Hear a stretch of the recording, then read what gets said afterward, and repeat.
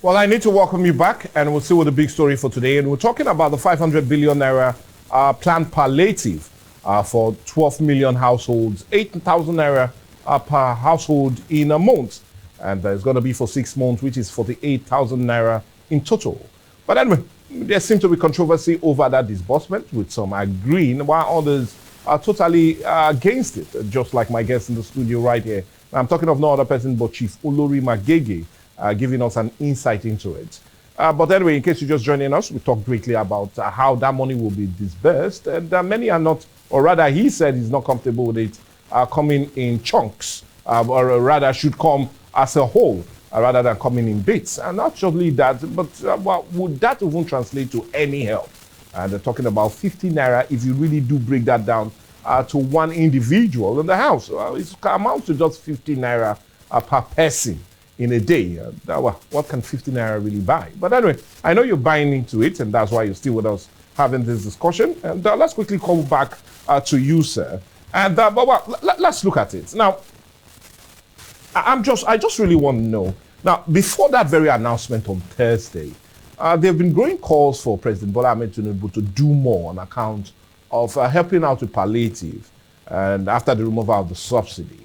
And my next question would be, is he in fault, leading to that very call by many Nigerians for him to do something about it? Because what I'm asking, yeah, he's doing something also. Is it not even bad not to do anything at all rather than to do something? Because I could still remember just last month when he had the Nigerian Governors Forum visit him in Abuja, he said he could see the poverty on the faces of Nigerians. So are you faulting him doing something? Is it not better he do something rather than he do nothing at all on account of palliative?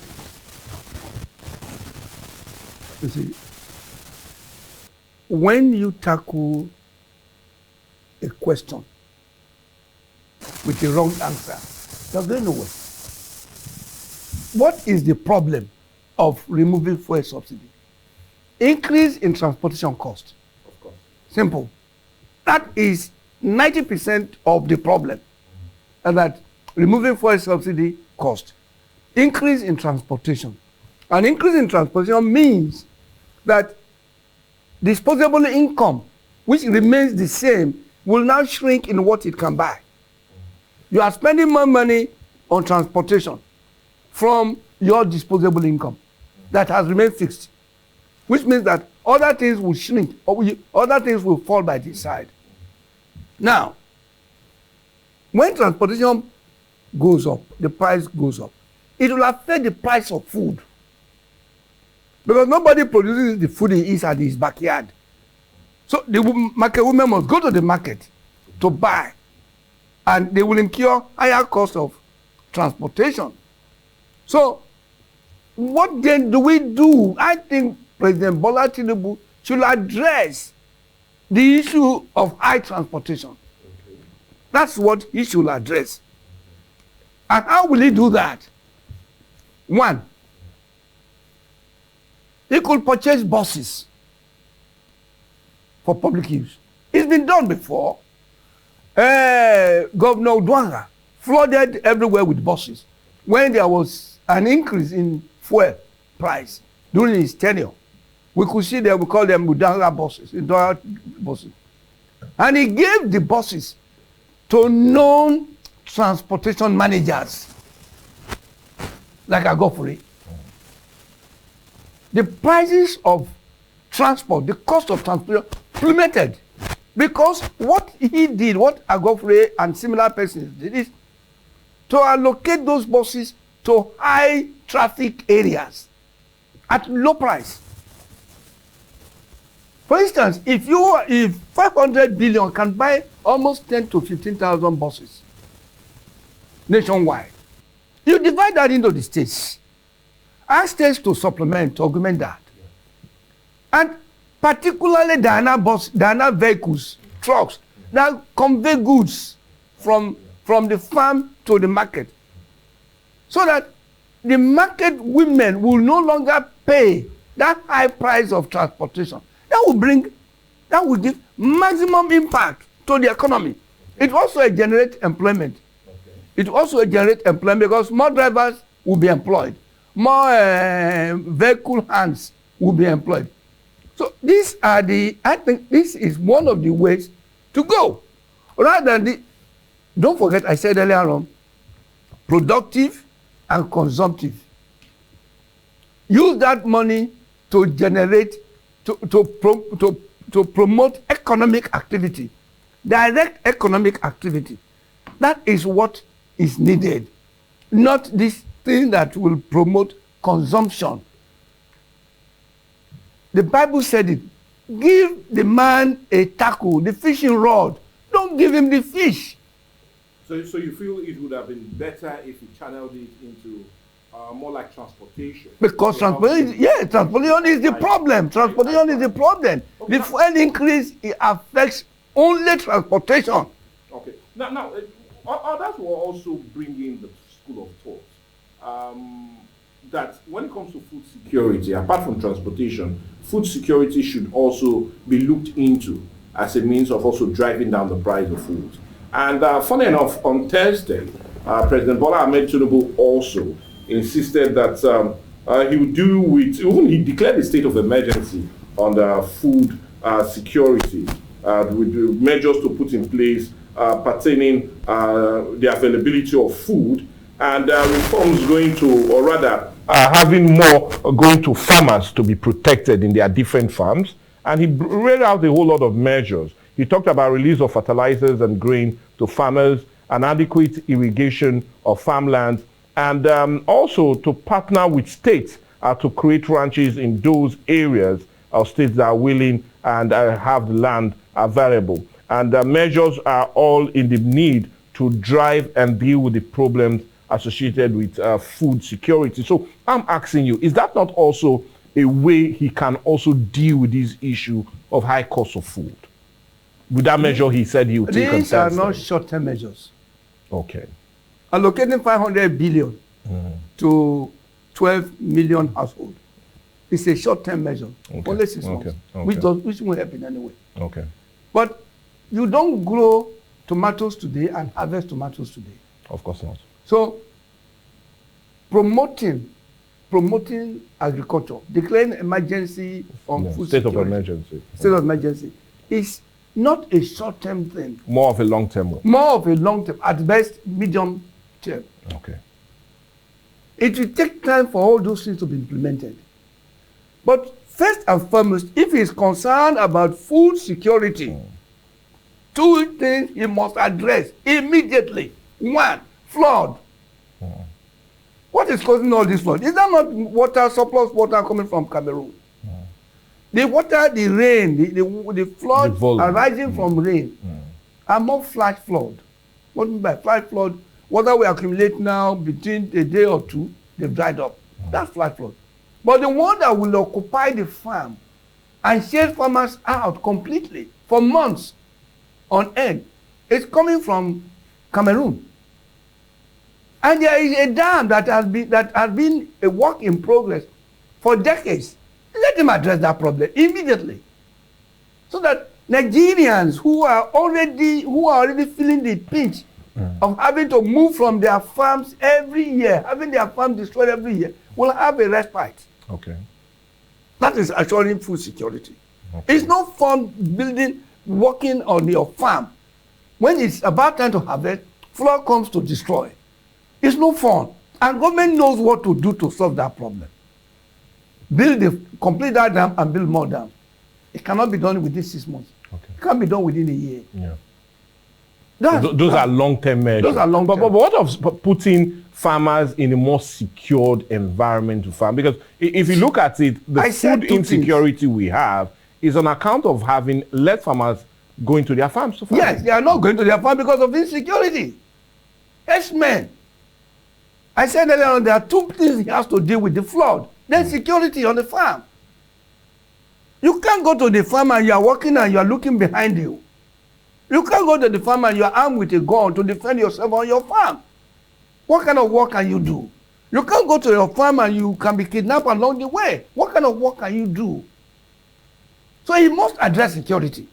If we are going to take him serious about food security, he must address those issues.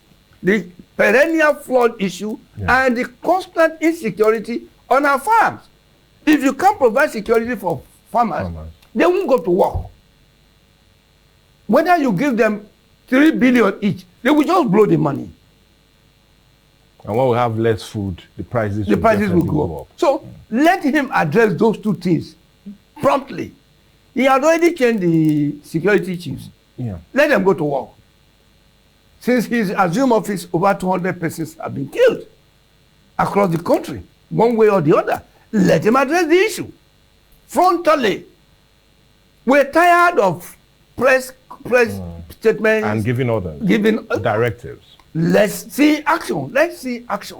So if he can address those two issues, people will feel at peace. But you feel it's going to be on the long term, though? It's short term. I mean, it's medium, long term. Medium, long term. Yes. Okay, but anyway, let's still remain with short term and let's still remain with the issue of palliative. But I want us to take a different approach and a different stand. And then that is what is presently happening, especially in the National Assembly, where we have them taking about 70 billion naira as form of palliative. Undermining, we do know that the Senate President only yesterday have come out to debunk the 70 billion as palliative, but rather the money was earmarked to support the working conditions of the National Assembly members. So he said.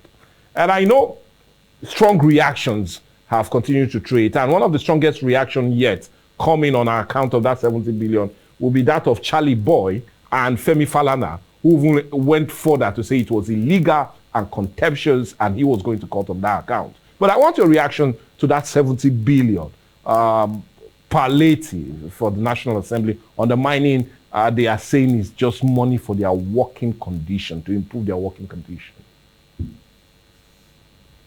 You see, I'm on air, and I'm therefore constrained in my use of language. Please be. It is nauseating. It's an assault on our intelligence. They used to call us people who have no common sense. Whoa, that's a strong word. Someone is going home with 30 million every month.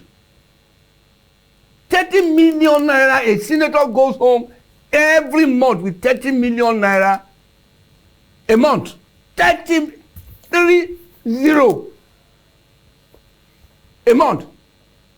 And you are giving 8,000 naira to a family of 5 a month. 8,000 versus 30 million. And you are still giving him 70 billion to improve on his work environment. We've all been to the National Assembly. The roof that was leaking, they've been spending billions and billions and billions and billions on that. Is that what they are going to use that 70 billion to add to the one they've been spending since? 70 billion naira, and they are driving bulletproof cars. What does that tell us? That one, they are not loved. If they are loved, why will you want a bulletproof car? Who is going to attack you and kill you? And at any rate, does bulletproof car secure anybody? How long do you use that? How long do you spend? What time do you spend that car? This is the time you are out. So that bulletproof car will save you. You see, President Tinubu needs to tell us, to demonstrate to us that he's truly a progressive. That is truly, he truly listens to the problems of the downtrodden. And he's interested in improving the welfare of the people. 70 billion to people who are earning 30 million naira a month. You see, I remember my uncle, late Oviewski, he says if he sees 1 million naira, he will faint. I'm sure if you see 30 million naira every month, you will faint. That is what a man goes home with. And he wants 70 billion again as palliative. What palliative, the meaning of palliative means you are suffering something as a result of an action. So you are giving money to cushion the effect. A man earning 30 million a month, his car is free. The fuel he uses to fuel the car is free. The house he lives in is free. The food he eats is free. What impact? What is it that you are cushioning that he needs a palliative for? What is it they say? They are what you call clothing allowance, what they call it wardrobe allowance. It's not 8,000 naira a month. It's 30% of their take-home pay. Just to wear, to look good, to look beautiful. Okay, well, it's insane. It's insane. Wait. It looks as if your reaction is even far more than that of Femi Falana. It's insane. But let's see, continue on that. And you feel it is wrong. Now, the Social Economic and Accountability Rights Project, SERAP, has called on the leadership of the National Assembly, and Godswill Akpabio to be precise, and that of his House of Representative counterpart, Abbas, to think towards using that money anyways. And not just that 70 billion, but also the 40 billion for SUV cars. And they said it's not right, like you said, that it's quite insensitive to the plight of Nigerians that are going through a difficult time at the moment. But knowing the difficulties that both of them faced on account of finally being principal officers or head of their different red and green chambers, we know there was a whole lot of horse trading going behind the scene before their emergence. And we saw a lot of reactions kicking against them even coming to be part of the leadership of the National Assembly. But my next question, if I'm just saying and wondering, if, for example, they go back and do the details of SERAP in cutting off this money, would they not have a backlash from their members? That's another question. Leadership. And would the fear of a backlash not make them go forward to allocate these monies to them? Leadership. Just in apply to get their support and their loyalty. Leadership. Leadership. And leadership. A leader suffers inconveniences as a result of holding on to a principle. You hold on to a principle. Look, I am going to the National Assembly to do this. That is what we call principle. If you are in the National Assembly to acquire wealth, then of course, all these things will become your way. You want more. 70 billion becomes nothing. You want more and more and more and more. But if it is there to serve the people, each of these senators come, or each of the House of Rep, they come from a constituency that comprises more than 80% of poor people. Poor people. People who break kernel, palm kernel to sow garri. They know it. Akpabio grew up. Akpabio's father wasn't a wealthy man. Neither Abbas. They attended schools in Nigeria. They have friends, they have family, they have brothers and sisters who are indigent. You mean they don't know that people are dying and you are driving on a bulletproof car? You are going home with 30 million. If you are a senator, you are going home with about... do you see them having the willpower to stick to it? It's not the willpower. It's a matter of leadership. Leadership. You simply say, no, that's not what we are here for. Somebody to bail the car. This is not what we are here for. We are not here for all these shenanigans. We are here to do serious work. We are here to improve the welfare of our people. We are here to be a watchdog of the executive. Whatever it takes, we will do the job. Even if it's on an empty stomach, we'll do the job. Remember, the former speaker, Ryan, in American House of Rep, slept in his office for the 4 years he was in the House of Rep. He slept in his office. Felt spending money to go and hire a property where he stays is too much for him. He slept. And And many of them are sleeping in their offices in Washington, D.C. How many senators or House of Rep in Nigeria will want to do that? They don't want to sacrifice anything. And the electorate is not asking the questions. The electorate is still the type that you woo them with garden egg to get their vote. And so the electorate, when they are serious, when we as electorate, when we are serious, we will get the people we need to be elected. Well, what we need to get now is rather go on a break and get some commercials being paid. But I'll come back and we'll talk more of this. And well, anyway, you agree with me. That's quite timely. We'll talk about it, especially with the 500 billion palliative that will be given to 12 households and indigent poor persons, 60 million in all. But anyway, we need to go on a break, but when we come back, we'll continue our discussion. And you know, at the other side, we'll be making it truly interactive when we have your views, comments, and contribution centered on the discussion today. Let's go on a break.